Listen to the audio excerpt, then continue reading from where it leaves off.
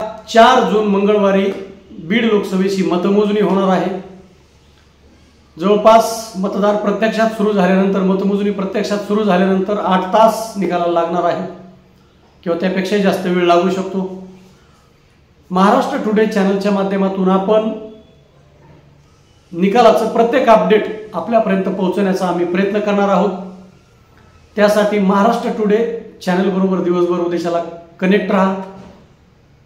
Subscribe जर channel केलं नसेल तर चॅनलला सबस्क्राइब करा, बेल आयकॉन दाबा की जेणेकरून आमचा व्हिडिओ पडल्यानंतर आपल्यापर्यंत त्याचं नोटिफिकेशन येऊ शकेल।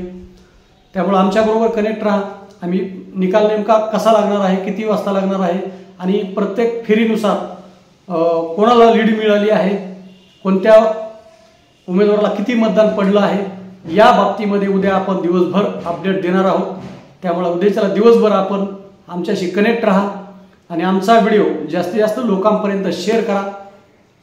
उद्या भेटूया आपण निकालाच्या सकाळी 7 वाजल्यापासून आपण यावेळी पूर्णतः अपडेट देण्याचा प्रयत्न राहणार आहे। त्यामुळे सकाळी 7 वाजता आपण भेटूया। धन्यवाद।